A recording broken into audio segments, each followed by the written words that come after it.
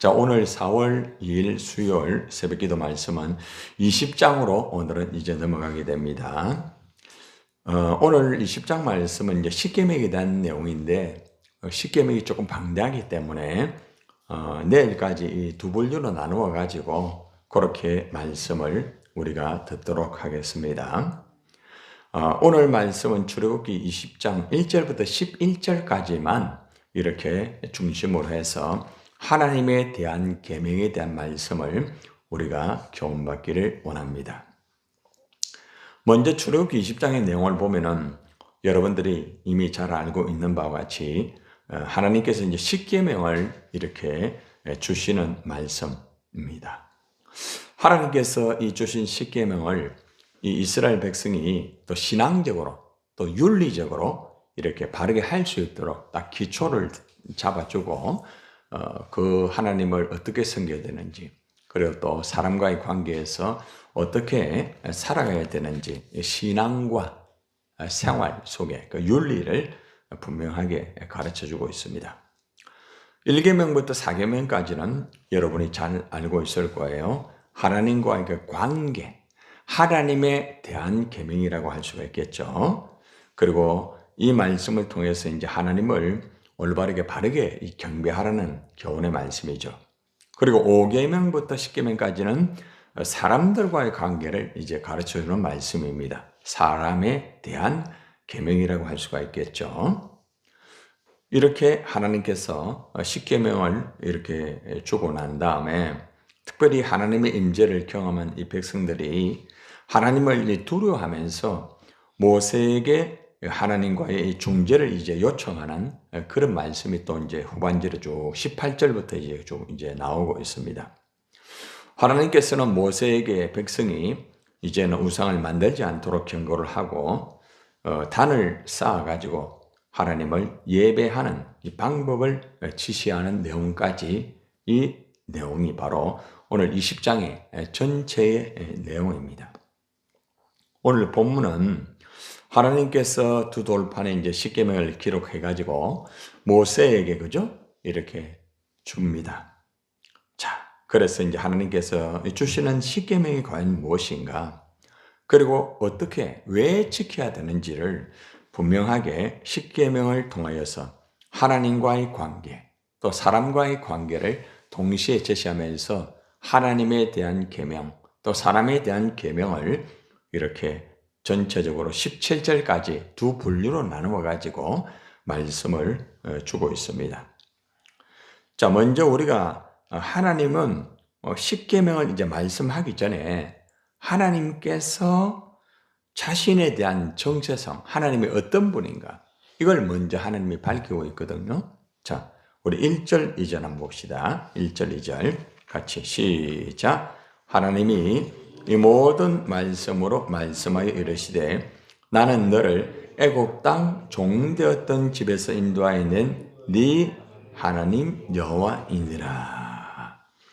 애굽의 종되었던 집에서 인도하여 낸 하나님이다. 다시 말하면은 이스라엘 백성들이 애굽의 종이 되었죠. 그죠? 애굽의 종이 되어 가지고 얼마나 힘들게 살았습니까? 한마디로 말하면 오늘날 우리가 애굽의 종이라고 하면은 우리는 세상의 악한 마귀의 종이 되었다는 거죠. 본질상 진노의 자녀. 하나님 앞에서. 우리의 과거의 모습은 그런 삶을 살았다는 거죠. 그런데 우리가 하나님의 은혜 가운데서 예수님을 통하여서 우리가 그죠? 구원받게 됐잖아요. 그래서 애굽의 그 땅과 종되었던 집에서 인도하여 냈다. 다시 말하면 악한 마귀의 그 역사로부터 우리가 구원받게 되고 하나님의 자녀가 되었죠. 그것을 하나님께서 하셨다는 거죠. 하나님은 이스라엘 백성들을 애굽의 종되었던 땅에서 인도하여 내신 분이다. 이걸 먼저 알아라.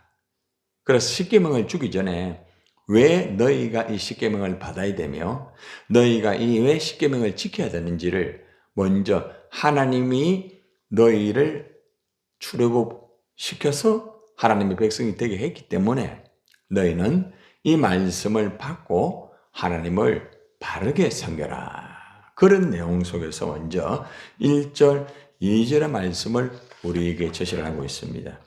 1절, 2절 말씀을 우리에게 제공하면은 우리가 예수 그리스도로 인하여서 그죠? 하나님의 자녀가 되었죠. 그죠? 그러니까 우리는 하나님의 말씀을 우리가 받아가지고 하나님의 말씀대로 이제 살아야 되는 것입니다. 자, 그러면 이제 오늘은 1계명부터 4계명까지만 이렇게 하나님에 대한 계명의 말씀을 시간이 되는 데까지 한 말씀 보겠습니다. 같이. 자, 3절 먼저 한번 봅시다. 1계명 시작. 너는 나 외에는 다른 신들을 네게 두지 말라. 제 1계명은 하나님만을 섬기라. 자, 따라해봐요. 하나님만 섬기라. 제일 첫 번째 계명이 바로 하나님만을 섬기라고 말합니다. 여기에 보면은 너는 나 외에 다른 신들을 네게 두지 말라 이랬는데, 다른 신이라는 것은 허망한 신, 다시 말하면 1차적으로 이 지구상에 존재하는 모든 우상들을 의미하고 있습니다. 이 땅에 있는 모든 우상. 2차적으로서는 하나님을 대신하여서 존경과 경배를 받는 어떤 사상, 그리고 또 철학, 또 사람도 됩니다. 또 물질, 이런 것들이 바로 우상이 될 수가 있다는 겁니다. 그리고 무엇보다 하나님보다 더 사랑하고 섬기는 자체가 우상이에요. 그러니까 여러분들이 돈을 사랑하고 섬긴다고 하면은 여러분들은 돈을 우상으로 섬기는 거예요. 그래서 우리가 과거의 모습에 그런 모습을 가지고 있었잖아요. 그죠? 그래서 하나님께서는 나 외에는 다른 신을 네게 두지 말라. 다른 신. 이러한 우상과 물질, 또 사람, 철학, 사상, 다양한 하나님보다 더 사랑하고 섬기는 것을 절대로 섬겨서는 안 된다. 분명하게 이렇게 체크를 하고 있습니다. 왜 그렇습니까? 한번 따라합시다. 하나님은 한 분밖에 없습니다. 믿습니까? 이 말씀은 고린도전서 8장 4절 6절을 여러분이 참조하시면 되겠습니다. 거기 보면은 사도 바울이 고린도 교회 성도를 향하여 편지할 때 이 말씀을 하십니다. 들어보세요. 하나님은 한 분밖에 없는 줄 아노라.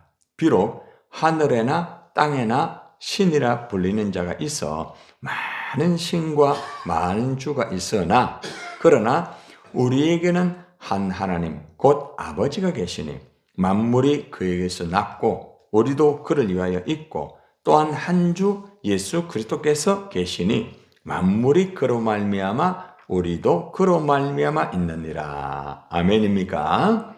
그러니까 하나님이 한 분밖에 없는데 이 하나님이 천지를 창조하시고 그리고 또 우리를 그죠 구원하시고 이런 역사, 그 안에 예수님도 포함되어 있죠. 그죠? 하나님은 한 분밖에 없다.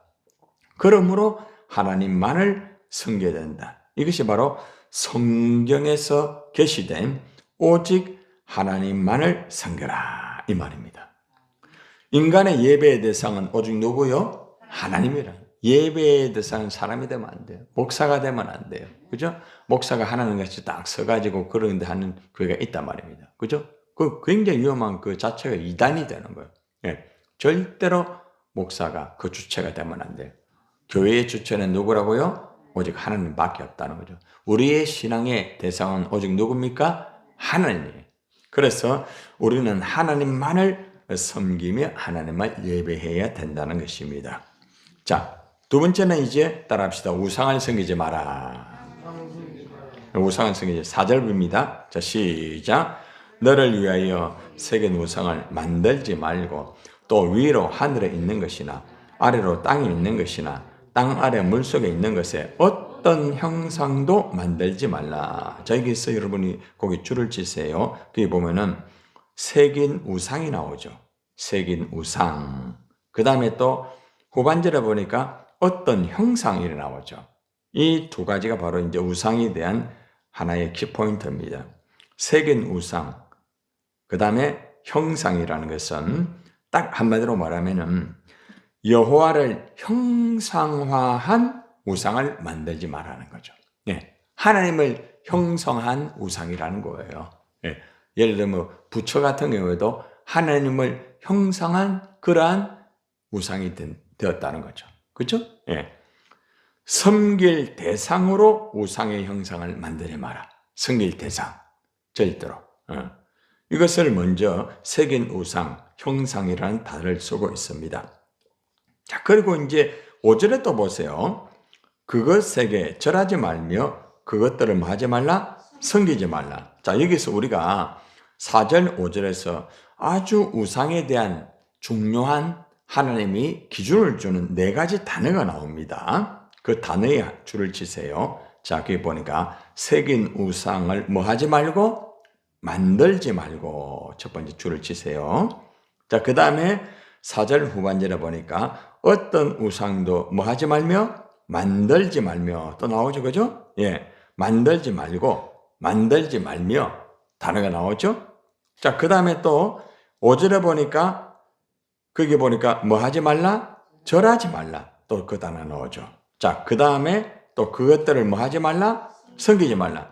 이 4가지가 우상에 대한 딱 원칙을 가르쳐주고 있습니다. 첫 번째는 따라가요. 만들지 말고 만들지 말며 절하지 말며 섬기지 말라. 요 4가지 단어가 이 동사로서 사용되면서 이 의미는 말씀을 점층적으로 강력하게 전달하면서 절대로 뭘 섬기지 마라? 우상을 섬기지 마라 이 말이에요. 절대적으로. 어떤 경우에도 만들지 말고 만들지 말며 절하지 말며 섬기지 말라. 이 4가지의 단어를 통하여서 절대로 우상을 섬기지 말라고 경고를 하고 있습니다. 자, 그럼 왜 우상을 섬기지 말라고 하는가 하면은 물론 하나님이 유일하시기 때문에 하나님을 섬겨야 되지만은 하나님이 왜 우상을 섬기지 말라고 하는 그 이유가 5절에 나옵니다. 5절. 자, 5절을 봅시다. 나 여호와, 나 하나님 여호와는 뭐 하는 하나님이라고요? 질투하는 하나님. 그러니까 여러분이 우상을 섬기면 누가 질투해요? 하나님이 질투하는 거예요. 여러분 여기서 뭐 질투는 긍정적인 의미에서는 사랑의 집중에 대한 의미입니다. 하나님이 그만큼 우리를 만다는 거예요. 우리만을 사랑하는. 그러니까 우리도 하나님만을 사랑해야 될 거 아닙니까? 그렇죠? 예. 그런데 부정적인 의미는 뭔가 하면은 아주 모욕을 당하는 사랑에 대한 분노입니다. 여러분 하나님과 이스라엘과의 관계를 이것을 부부와의 관계하고 거의 비슷하게 체크를 하고 있어요. 그렇죠? 예. 아내가 남편만을 사랑해야지. 다른 남자를 사랑하면 안 되잖아요. 그렇죠? 예? 그렇기 때문에 하나님만을 사랑해라. 응? 하나님만을 사랑해야지 아내가 다른 남자를 사랑하고 또 다른 남자가 다른 여자를 사랑하고 이래 되면은 질투가 이루어져. 질투가. 그렇죠? 질투. 그래서 하나님께서는 반드시 너희가 하나님만 섬겨라. 절대로 우상을 섬기지 마라. 그러면 하나님 질투한다는 거죠. 그래서 우상 행위는 영적 간음이에요. 영적 간음. 그게 어디에 나오는가 하면은 예레미야 3장 8절에서 10절까지 내용 보면은 그 우상 숭배가 영적 간음이라고 가르쳐주고 있습니다. 그러니까 영적으로 간음하게 되니까 하나님이 굉장히 질투하는 거죠. 그렇죠? 자, 그러면 말씀을 어기면 어떻게 됩니까? 거기 보니까 20절 후반절에 말씀 나오죠. 나를 미워하는 자의 죄를 뭐해요? 갚는다고 말합니다. 아버지로부터 아들에게까지 몇 대까지? 3, 4대까지 내려갑니다. 여러분 우상숭배의 죄를 3, 4대까지 이르게 한다는 것은 그만큼 우상숭배하는 죄가 심각하다는 거죠. 그 우상숭배를 하게 되면 계속적으로 그게 3, 4대까지 그 죄에 대한 무서운 결과가 내려간다는 거죠. 여러분 부모의 신앙이 그만큼 중요해요. 이 불신앙의 악한 영향력은 있잖아요. 자손들에게 계속 내려가는 거예요. 계속. 예. 여러분 부모님이 예수를 믿지 않았을 때에 그러한 저주가 계속 내려오는 거예요. 아시겠어요? 그렇기 때문에 여러분 대석을 꺼내야 될 거 아닙니까? 그죠?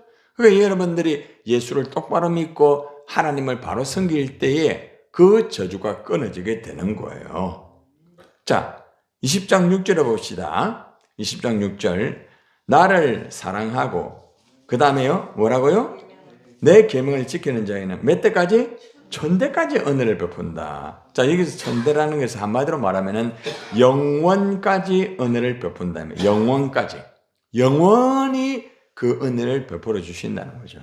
그러니까 우리 하나님은 참 자비한 하나님 맞죠? 왜냐하면은 지키지 않을 때 우상을 섬길 때 몇 대까지요? 3, 4대까지인데 하나님을 잘 섬기면 몇 대까지요? 1000대까지 영원히 섬긴다. 그러니까 우리 하나님은 왜 3, 4대까지 제한을 했는가 하면은 기회를 주는 거예요. 기회를. 그리고 3, 4대라는 것은 하나의 죄에 대한 하나의 결과입니다. 공의에 대한 그 결과, 책임을 져라. 그러면서 이제 그게 내려오게 되는 거예요. 예.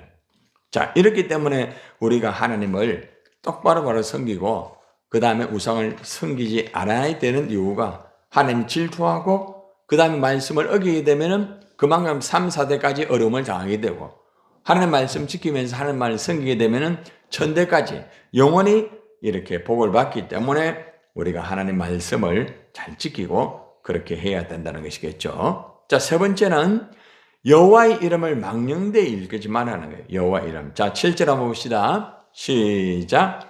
너는 내 하나님 여호와 이름을 망령되게 부르지 말라. 여호와는 그의 이름을 망령되게 부르는 자를 뭐라고요? 죄 없다 하지 아니하리라. 죄 없다고 하지 않을 것이다. 하나님이 여러분들이 하나님 이름을 그냥 함부로 부르면 안 됩니다. 하나님 이름을 가지고 장난을 치면 안 됩니다. 절대 망령된 말을 하면 안 돼요. 여러분 자녀가 여러분에게 미안하지만은 아주 말을 그냥 함부로 하고 막 그냥 막 망령되게 말을 하면 여러분 어떻습니까? 이거는 막 정말 얼마나 힘듭니까? 그죠? 마찬가지예요. 나를 낳으시고 길러주신 부모님에게 말을 그저 함부로 망령되게 하면은 굉장히 그거는 위험한 거예요. 나중에 이제 보면은 이제 다음 장에 가보면은 부모에게 함부로 말하는 자가 얼마나 무서운 일이 벌어지는 게 다 나와요. 그건 이제 모레 말씀 제가 이제 드리겠는데 우리가 하나님 앞에서 정말 말 조심해야 돼요. 하나님의 이름을 가지고 장난치면 안 돼요. 하나님의 이름을 가지고요 괜히 시험거리 만들면 안 됩니다. 절대로. 응? 하나님의 이름을 그냥 사람의 이름같이 생각하면 안 돼요. 하나님의 이름하고 사람의 이름은 다릅니다.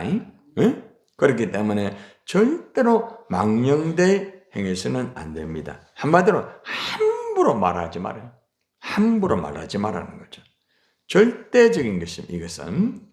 자, 그 다음에 이제 네 번째 말씀은 여러분 잘 아는 말씀이죠. 안식일을 기억하여 잘 지켜라. 그냥 지키는 것이 아니라 기억하여 잘 지키라는 거죠. 8절 나오죠? 안식일을 기억하여 거룩하게 지키라. 거룩하게 지키라. 자, 거룩하게 어떻게 지켜야 됩니까? 자, 9절에 봅시다. 엿새 동안 힘써 네 모든 일을 뭐야 하리라? 열심히 일해라. 열심히. 여러분 우리가 주일날에 예배를 거룩하게 기억해서 잘 드려야 됩니다. 그런데 평일날에는 여러분들이 열심히 일을 해야 돼요. 그러면 나는 지금 일이 없는데 어떻게 하면 좋은가? 그는 가정생활을 바로 또 하고, 응? 또 이웃과의 관계 속에서도 생활을 바로 하고, 그러니까 생활을 똑바로 해라는 거예요. 여러분 똑바로 잘 들으세요. 여러분들이 교회에 와서 예배만 드린다고 다 되는 게 아니라, 응? 주일만 지킨다고 다 되는 게 아니에요. 어떤 사람은 주일 딱 지키고 일주일 내내 막 그냥 죄 짓고 자기 마음대로 살고 막 그렇지 말라는 거예요. 절대로. 그러니까 이 말이 무슨 말인가 하면은 주일은 진짜 거룩하게 바로 지켜라. 그리고 나머지 월요일부터 토요일까지는 성실히 일을 해라. 성실히.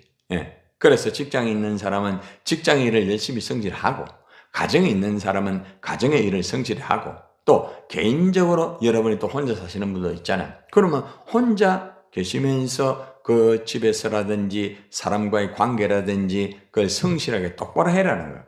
그런데 평일날에는 엉망으로 하고 완전히 정말 내 맘대로 살고 엉뚱한 짓 하고 그러고 또 주일로 와가지고 하나님 예배하면 이건 안식을 거룩히 지키는 게 아니라 따라해봐요. 일주일 동안 최선을 다하여 살아야 된다. 최선을 다해 살아야 됩니다. 예배만 드리고 기도만 하고 전도만 하고 봉사만 한다고 다 되는 게 아니에요. 사람과의 관계 속에서 똑바로 해 살아라 말 똑바로. 일을 할 때 똑바로 일하고 그렇게 똑바로 살아라. 그것이 바로 안식일을 기억하여 지키는 하나의 과정이에요. 과정. 주일날만 와가지고 예수 믿는 그런 모습만 보면 안 돼요. 그런 사람들 제가 얘기했죠. 그런 사람들은 언젠가는 교회를 떠나요. 대부분 다 그렇습니다. 주일날만 와서 그냥 하나 보이는 식으로 자기 만족을 위해 자기 목적을 위해 하는 사람들은 시간 지나가면 다 그렇게 됩니다. 그러니까 일주일 동안의 삶 속에서 하나님 안에서 살고 사람과의 관계도 똑바로 하면서 바르게 살면서 주일을 거룩하게 지켜야지. 일주일 동안 내 마음대로 살고 내 하고 싶은 짓 다 하고 그렇게 하다가 주일 와서 하나님 예배합니다. 정말 하나님 부담되는 거예요.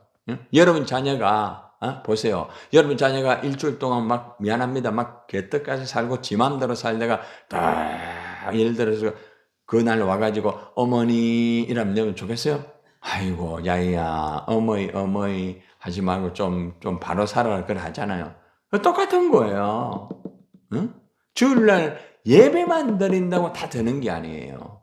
그래서 이걸 똑바로 알아야 됩니다. 예. 자, 그래서 이제 10절 한번 봅시다. 일곱째 날은 네 하나님 여호와의 안식이라. 특별히 주일을 똑바로 지켜야 되는 것은 하나님의 날입니다. 하나님의 날. 하나님의 날. 딱 기준을 세워놨죠. 너나 네 아들이나 네 딸이나 네 남종이나 여종이나 네 가축이나 보세요. 그 다음에 줄을 치세요. 네 문 안에 머무는 뭐라도요? 객이라도 아무 일도 하지 마라. 응? 나그네도 일을 시키지 마라 할 정도로. 그만큼 주일을 거룩하게 지키라는 거예요. 응? 오로지 주일날에는 하나님만 생각하면서 하나님을 예배하고 하나님 앞에 영광 돌리고 또 여러분들이 복음을 전하시면 복음을 증가하고 그렇죠? 그러면서 또 주님 안에서 가족들과 교제하면서 그죠? 왜 교제합니까? 예수 믿는 모습을 보여주는 거예요. 예, 그렇게 하라는 거예요. 그러면서 안식을 취하라는 거죠. 마지막 11절입니다. 자, 시작. 이는 여세 동안에 나 여호와가 하늘과 땅과 바다와 그 가운데 모든 것을 만들고 일곱째 날에 뭐 했어요? 그러니까 하나님도 뭐 했어요? 하나님도 안식을 했다는 거예요. 하나님이 안식을 하는데 왜 하나님의 창조에 우리가 안식을 내 마음대로 막 하지 않고 그냥 쉬지도 않고 완전히 막 육체가 문드러지도록 돈 번다고 그리고 또 세상 거 한다고 그래 하지 말라는 하나님도 일하시고 쉬셨다. 그래서 우리는 일주일 동안 열심히 일하고 주일은 하나님이 쉬셨기 때문에 우리도 당연히 쉰다는 거죠. 자, 그리고 주일을 안식일을 잘 지키게 되면 어떻게 됩니까? 나 여호와가 안식일을 뭐 하게 됐다? 복되게 하였다. 그 줄 주세요. 복되게 하셨다. 주일을 바르게 지키고 안식일을 바르게 지키면 복을 받는다 이 말이에요. 여러분들이 진짜 하나님의 복을 받으려고 하면은 일주일 동안 정말 성실히 살고 하나님 안에서 열심히 살면서 주일 될 때에 온전하게 지켜요. 온전한 주일. 그냥 주일 말고 온전한 주일을 지키라는 거예요. 그날을 거룩하게 해야겠다. 하나님이 거룩하게 했는데 내가 더럽게 만들고 그렇게 하면 안 된다. 주일은 누구의 거예요? 하나님의 거. 내 게 아닙니다. 아시겠어요? 예? 그래서 여러분들이 오늘 이 말씀을 잘 기억해야 돼요. 절대적으로 안식일을 거룩하게 지켜라. 그리고 일주일은 열심히 살고 생활을 똑바로 하여라. 이 말씀이에요. 오늘 결론입니다. 하나님께서 구원받은 우리에게 하나님의 계명을 잘 지키라고 했죠. 오늘 말씀은 하나님의 계명입니다. 하나님과 관계에서 똑바로 신앙을 가지기 위해서는 첫째는 하나님만 섬기라. 하나님만. 철저하게 하나님만 섬기라. 두 번째는 절대로 뭐 하지 마라? 우상을 섬기지 마라. 그리고 세 번째는 말이나 행동을 할 때에 하나님의 이름을 망령되이 하지 마라. 말을 함부로 하고 큰일 그러면 안 돼요. 여러분들이요 그냥 말 함부로 하는 것도 하나님 이름을 더럽히는 거란 말이에요. 내가 목사인데 예를 들어 내가 막 그냥 함부로 말을 하죠. 하나님에 대한 이름뿐만 아니고 사람들에 대해서 함부로 말을 한다는 것은, 자, 내가 목사인데 사람들에게 함부로 말했어요. 뭐 욕하고, TV에 보니까 욕 잘하는 목사 있죠. 목사라고 부를 수도 없지만 그분은, 막 욕 얼마나 잘하는지 몰라. 자, 그러니까 예수 안 믿는 사람이 어떻게 해요? 목사가 저 욕하네. 그럼 누구 망령되야? 하나님을 망령되이 하는 거라. 무서운 말을 함부로 하면 안 돼요. 절대로. 그러면 하나님이 그냥 진노하게 되는 거예요. 절대적으로 말 조심해야 되는 거예요. 그리고 안식일을 거룩하게, 주일을 똑바로 올바르게, 주일을 지키되 올바르게 지키되 올바르게. 오늘 이 말씀, 내가 하나님을 어떻게 섬겨야 되는지 이 말씀을 받았으면 내일은 사람과의 관계 속에 있는 말씀을 듣도록 하겠습니다.